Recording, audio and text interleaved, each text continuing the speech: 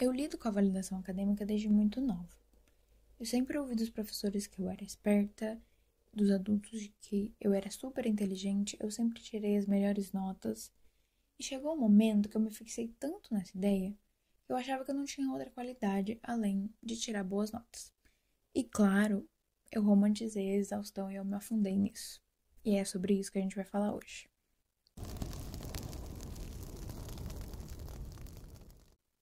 Oi, meu nome é Adi, eu sou estudante de jornalismo e eu criei esse canal para falar sobre coisas que me interessam e eu sempre tive a vontade de falar, mas eu nunca tive a oportunidade. Isso é uma ideia que estava engavetada há muito tempo e eu finalmente tive a coragem de começar a gravar e falar sobre os assuntos que me interessam.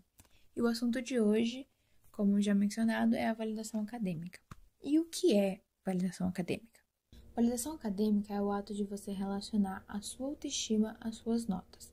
Ou seja, a sua felicidade, o seu humor, tudo vai depender do feedback acadêmico.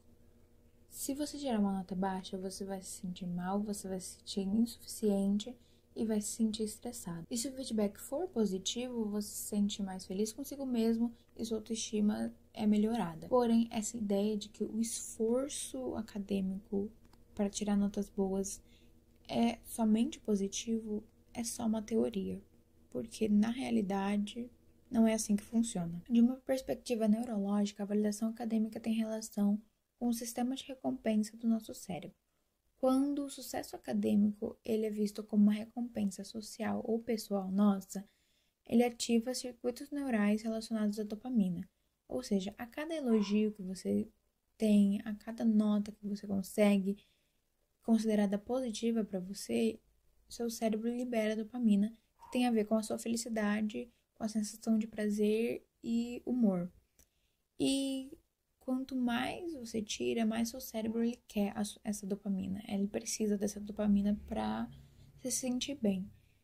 E por isso a validação acadêmica acaba entrando num ciclo vicioso onde você tira uma nota boa, seu cérebro libera dopamina e logo depois você precisa estudar mais e tirar outra nota positiva, senão seu cérebro ele vai surtar e você vai enlouquecer.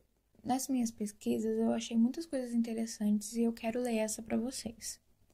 Nesse sistema, notas, classificações e avaliações de professores funcionam como indicadores externos para ajudar os alunos a entender quem são e como se comparam aos outros. Se o feedback for positivo, ele não apenas ativa os circuitos de recompensa do cérebro, mas também pode contribuir para um senso de identidade baseado no desempenho acadêmico. Basicamente, o seu humor depende da sua nota. A sua vida depende da nota que você tira. E eu não consigo encontrar um lado positivo disso. Esse vício em tirar notas boas e receber elogios começa a parecer estressante. Você fica ansioso, o seu humor muda completamente e você só pensa em estudar.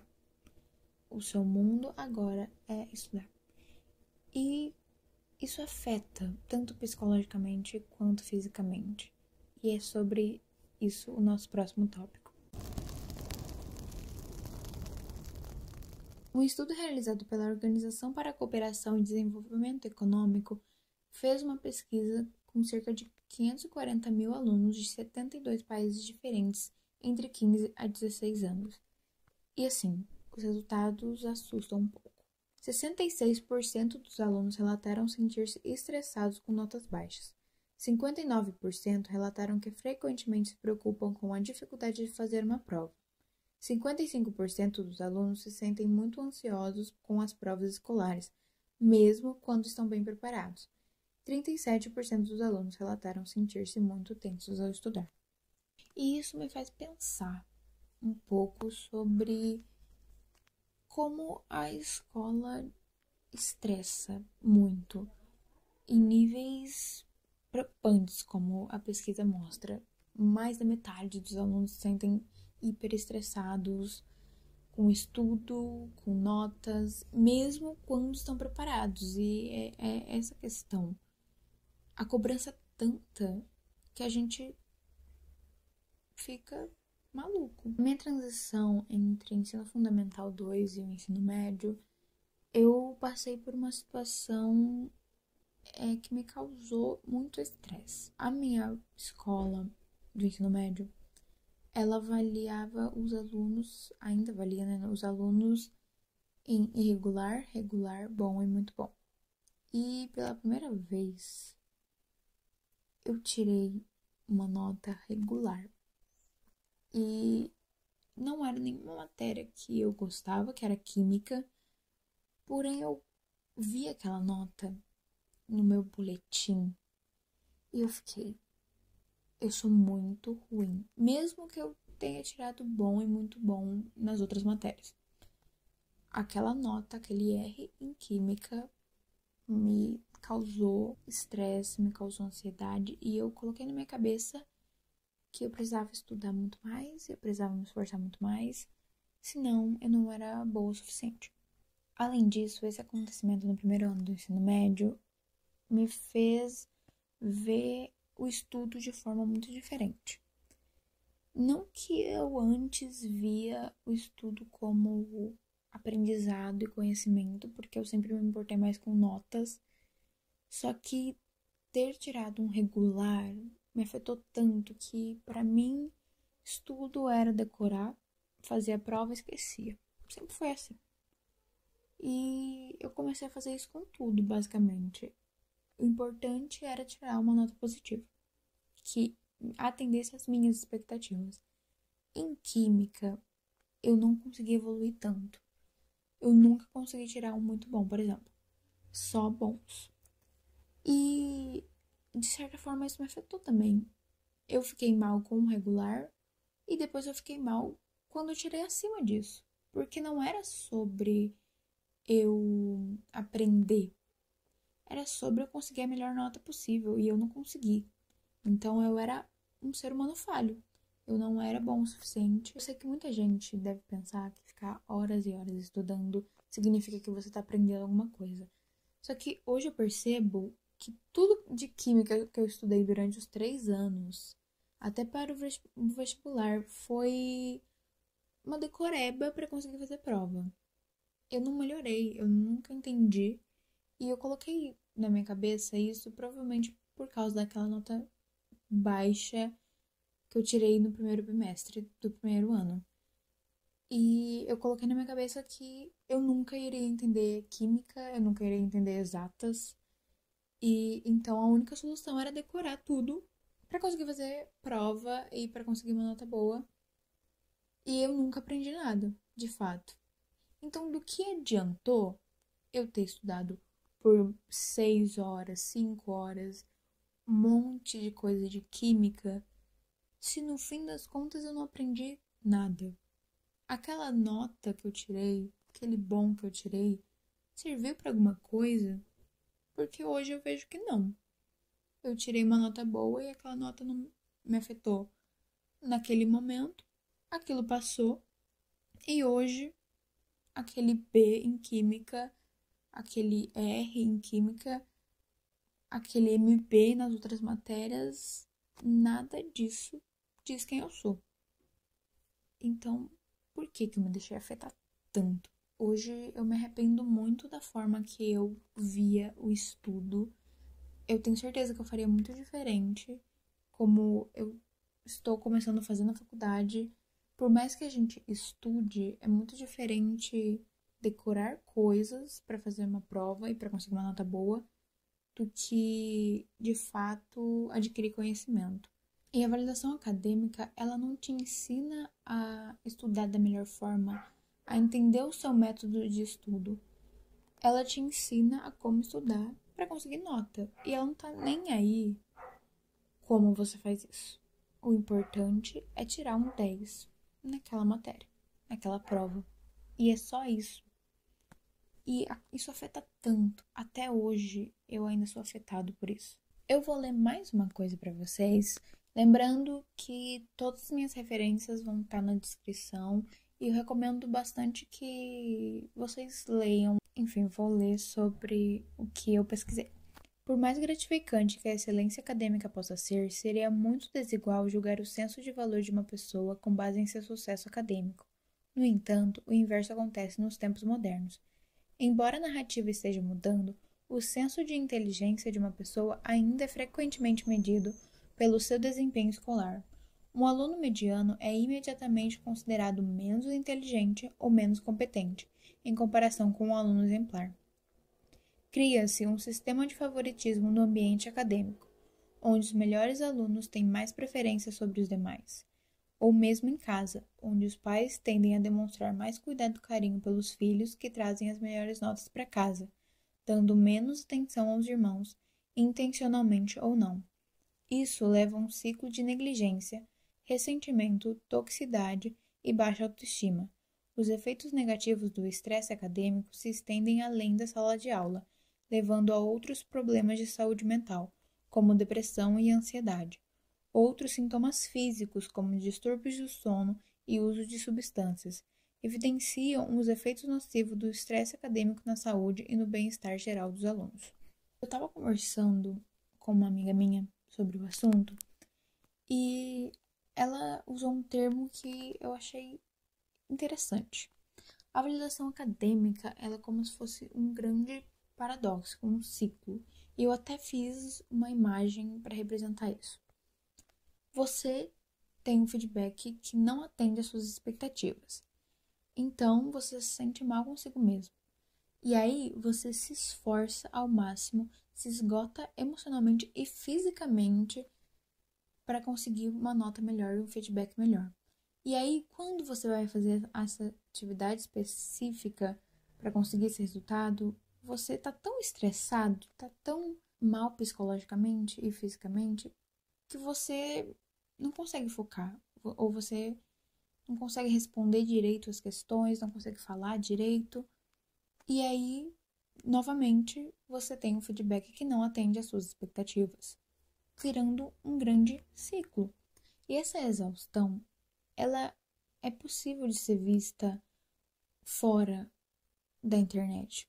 Porém, dentro da internet, na mídia, essa exaustão é tão romantizada, é tão feita como se fosse quase um asterisk.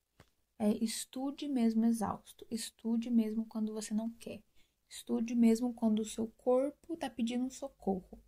Estude, estude, estude. E a gente vai falar sobre isso agora. O tópico que a gente vai falar agora também me afeta desde muito nova. Eu acho que o meu primeiro contato com estudos na rede social foi lá para 2017, quando eu tinha 10 anos. E hoje eu olho e me questiono por que eu, com 10 anos, estava acessando conteúdo de estudos obsessivos, sendo que eu estava no 5º ano. Tipo, as coisas não eram difíceis, os conteúdos não eram complicados. Só que eu via tanto que eu colocava na minha cabeça que eu precisava estudar, que eu precisava ficar enfurnada nos cadernos e estudando sempre e toda hora. E aí eu me questiono um pouco de, será que quando eu tinha 10 anos, se eu não tivesse acessado tanto as redes sociais, se eu não tivesse visto tanto conteúdo desse tipo, eu teria deixado a validação acadêmica me afetar tanto? Eu teria romantizado essa ideia? Para demonstrar como a mídia ela influencia tanto nesse comportamento obsessivo de estudo, eu fiz uma pesquisa em algumas redes sociais, tanto em inglês quanto em português, sobre o assunto, e eu pesquisei como estudar como, how to study like, e eu deixei que a pesquisa da rede social recomendasse, sugerisse o término dessa frase. E eu tive resultados interessantes. Alguns deles eu já sabia que eu iria encontrar, como muitas personagens de séries e filmes, mas teve um que eu realmente não fazia ideia, que era essa ideia de como estudar como os asiáticos. Eu não fazia ideia de que isso era algo recorrente na internet, que as pessoas queriam estudar como eles. E aí eu percebo o quanto nós queremos ser o que a gente não sabe. Porque, assim, os países asiáticos, eles têm tanta pressão, tanto dos próprios países, quanto dos alunos, dos pais deles, de que o estudo precisa ser desse jeito.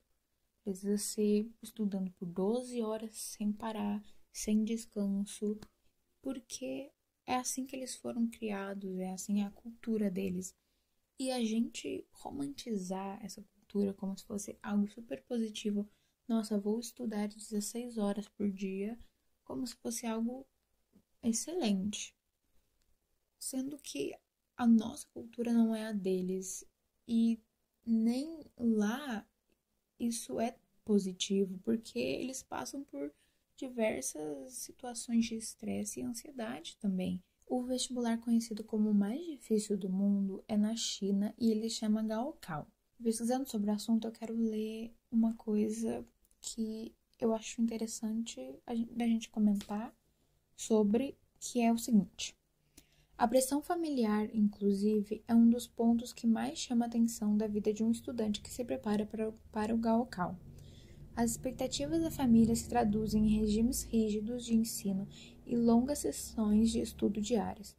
O clima de competitividade e a visão nada saudável das rotinas de estudo levam a índices assustadores de depressão, síndrome de burnout e até mesmo suicídio entre os jovens que se preparam para a prova.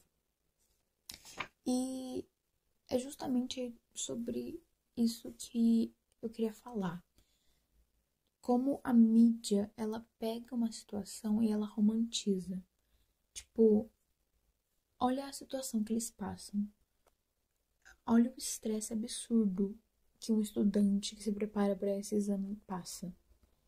E aí a internet vem e fala: não, você estudar 16 horas é super possível, porque lá na Ásia eles fazem isso e é super saudável. A internet ela mente e ela coloca na nossa cabeça que é super possível e que não é nada estressante e que estudar por horas e horas, por 10 horas, mais de 10 horas, é super possível e que se você fizer isso, você vai conseguir sucesso. Se você estudar essa quantidade de horas, você vai conseguir atingir uma nota positiva. Você vai conseguir o sucesso acadêmico que você tanto deseja. E é tão frustrante quando você passa essas 10 horas que disseram para você passar estudando e você não tira a nota que você quer. Por quê?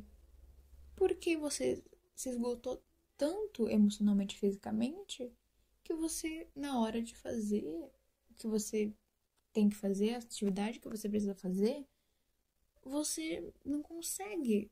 Porque te disseram que ficar horas e horas estudando era o certo. E aí você começa a pensar que o problema é você e não o que dizem pra você que você tem que fazer. Ou seja, você começa a se culpar achando que não tá estudando o suficiente. E as horas, elas começam só a aumentar. E enquanto isso, a internet tá falando, sim, estude mais. Porque nunca o problema nunca vai ser o que a internet diz. O problema sempre vai ser você. Você não trabalha o suficiente, você não estuda o suficiente, você não aprende o suficiente. A mídia nunca vai ser a culpada. Mesmo quando a gente sabe a influência da mídia, a gente às vezes se deixa levar. Porque eu, por exemplo, mencionando novamente eu com 10 anos de idade nas redes sociais, eu assistia muito Pretty Little Liars. Eu não sei falar muito, né, mas PLL. E a Spencer Hastings era meu exemplo de vida. Sendo que ela estava no ensino médio, tinha muita mais cobrança, e eu estava no fim do ensino fundamental 1 e as coisas eram fáceis. Eu não precisava ficar horas e horas estudando. E mesmo assim, eu fiquei tão fissurado no jeito que a Spencer era e no jeito que as redes sociais me mostraram como o estudo deve ser, que eu fiquei nessa ideia. Às vezes, eu sinto que eu deixei de ser criança, de fazer outras coisas para estudar, porque era isso que eu via, era isso que todo mundo estava fazendo dentro do, do da bolha da rede social que eu via. E é tão triste agora que eu paro pra pensar o quanto eu, criança, tava tão na cabeça com essa ideia e o quanto eu me frustrei mesmo assim, porque a internet, ela entrou na minha cabeça. A internet me deixou enlouquecer com a ideia de estudo tóxico. Porque é um estudo tóxico. E por mais que a gente tente pensar, não, assistir esses conteúdos pode servir como motivação, pode servir como algo positivo para você estudar. Até pode ser, dependendo do conteúdo. Mas quando você precisa disso para estudar, você precisa ver outras pessoas, você precisa se comparar às outras pessoas, você começa a se sentir outra pessoa. Estudo começa a ser uma performance, em vez de ser de fato algo para aprender, para adquirir conhecimento. Você estuda porque a pessoa que você assiste está estudando, porque aquele personagem estuda daquele jeito. E você vira um personagem também. Você vira outra pessoa. Você deixa de ser quem é, você deixa de fazer as coisas que você gosta porque a mídia diz pra você fazer isso. Porque a mídia diz que aquilo é o certo. E ainda falando sobre a mídia, eu queria falar sobre a questão das personagens, as muitas personagens que eu achei nessa sugestão de pesquisa. Rory Gilmore, Blair Waldorf, Elle Woods, Spencer Hastings, são alguns nomes de personagens que as pessoas se inspiram, que as pessoas querem ser. E é por isso que eu acho que é uma ideia tão romantizada, principalmente em relação a Rory Gilmore, que é, assim, a top 1 da validação acadêmica. Quando você pesquisa, é sempre a mais sugerida. Aqui, tipo assim, no Pinterest sempre tá ela como base ali na validação acadêmica. Eu não entendo. Dentro da internet existe uma separação da Rory, de a Rory de Tilton, que é a Rory do ensino médio, é uma base legal para se inspirar para estudar. Já a Rory de Yale, não. Por quê? A Rory de Yale, a Rory na faculdade, ela, no primeiro não que ela ouve, no primeiro, eu acho que você não é capaz de fazer isso, ela surta. Ela desiste da faculdade, ela começa a viver com os avós, ela sai da casa dela, ela muda totalmente. Ela vira outra pessoa, basicamente. E eu não entendo essa separação, porque justamente por conta de ela ter sido criada e ela ter sido daquele jeito no ensino médio, é um motivo de ela ter surtado tanto na faculdade. Ela nunca tinha ouvido que ela não era capaz de alguma coisa. Ela sempre se esforçou ao máximo e todo mundo via ela como: nossa, você é tão inteligente, você consegue, você é super capaz, e não sei o quê. E ela seguiu com isso. E quando ela ouve pela primeira vez que não, ela se sente inferior, ela sente que ela não é suficiente. A mídia, não sei, ela coloca essa coisa, ela coloca essas personagens como você precisa ser como elas.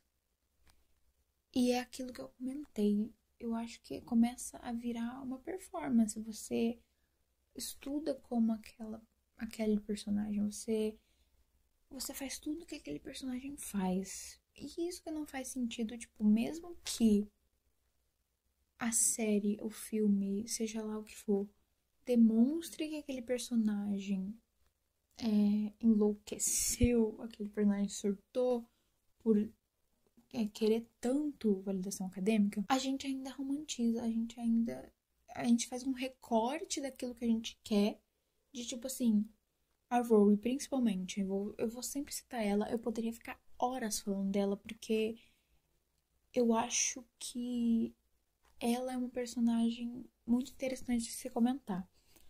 A Rory, as pessoas fazem esse recorte, como eu falei, essa separação entre ensino médio e faculdade.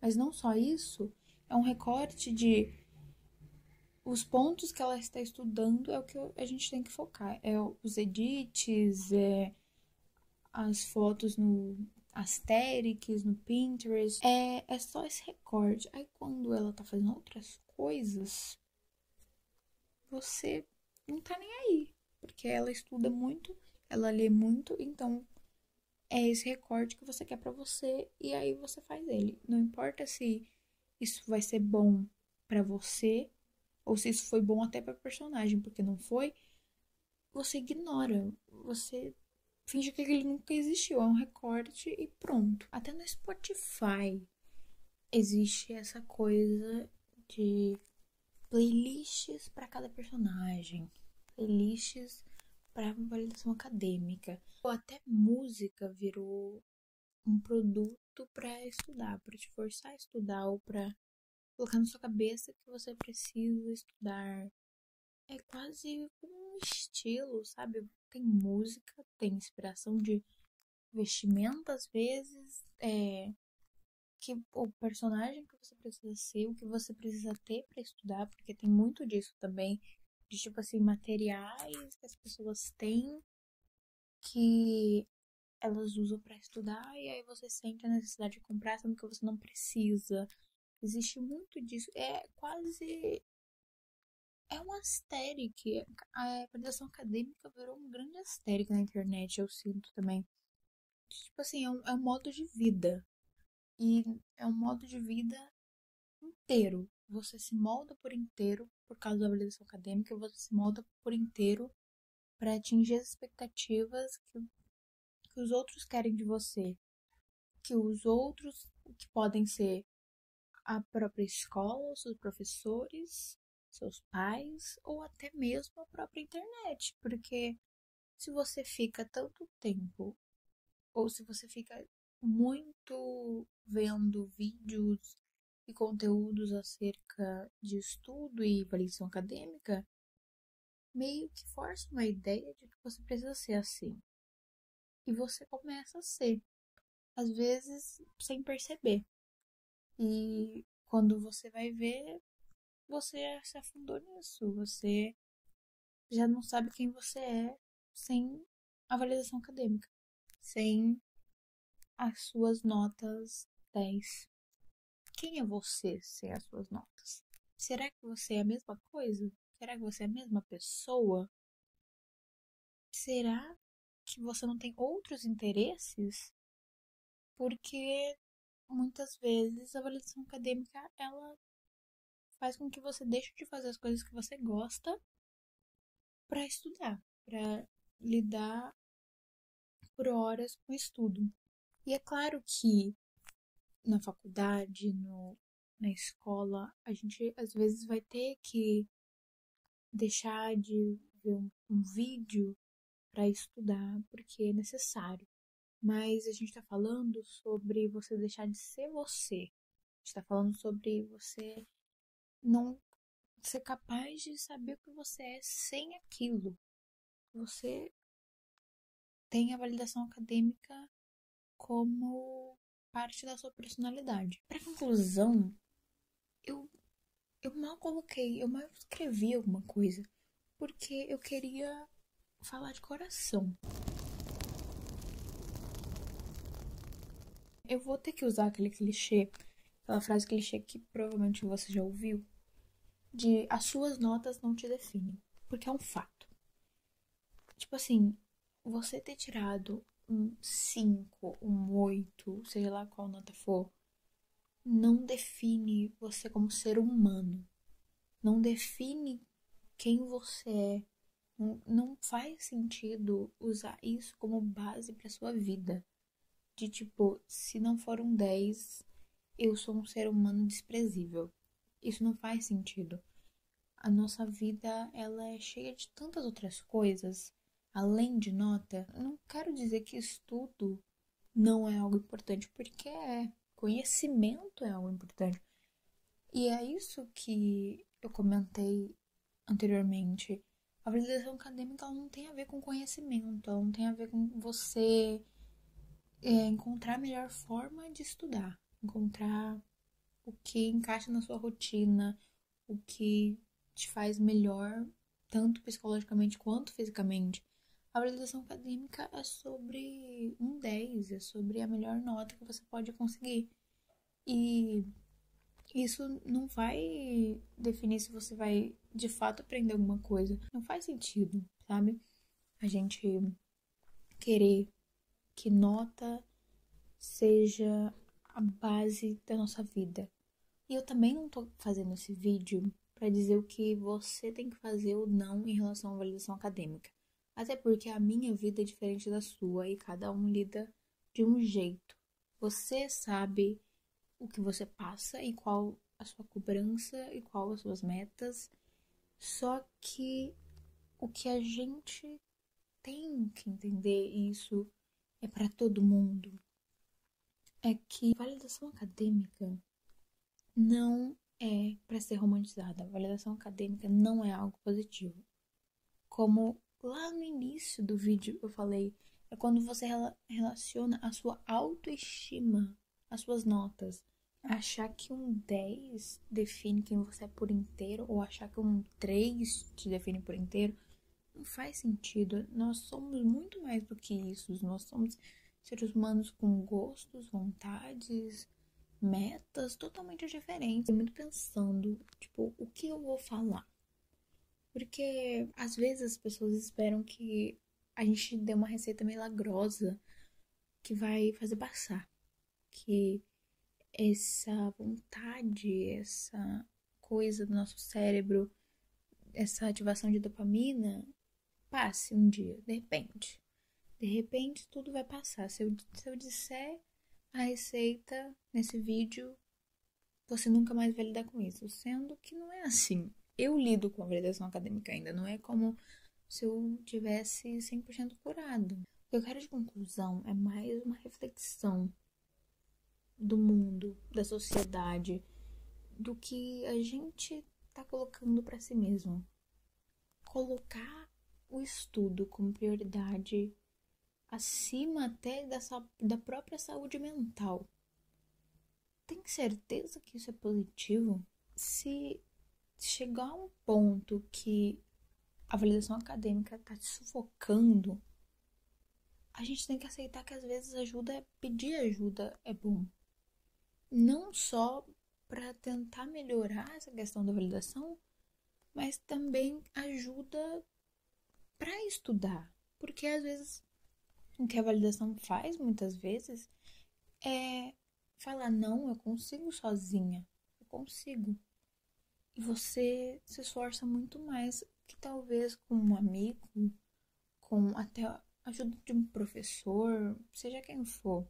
Talvez não seja tão sufocante. Estudar não é para ser sufocante. Apesar de ser um esforço, ainda mais dependendo da situação da sua vida, ela não é para ser sufocante. Ela não é para te fazer deixar de ser quem você é.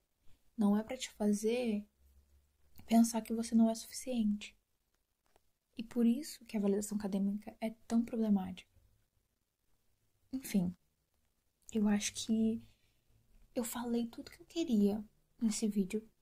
E se você assistiu até aqui, comente alguma coisa, comente a sua opinião sobre o assunto que eu vou ler e vou te responder. Compartilhe esse vídeo para quem você acha que precisa escutar isso. E muito obrigado. Muito obrigado por ouvir. Tchau.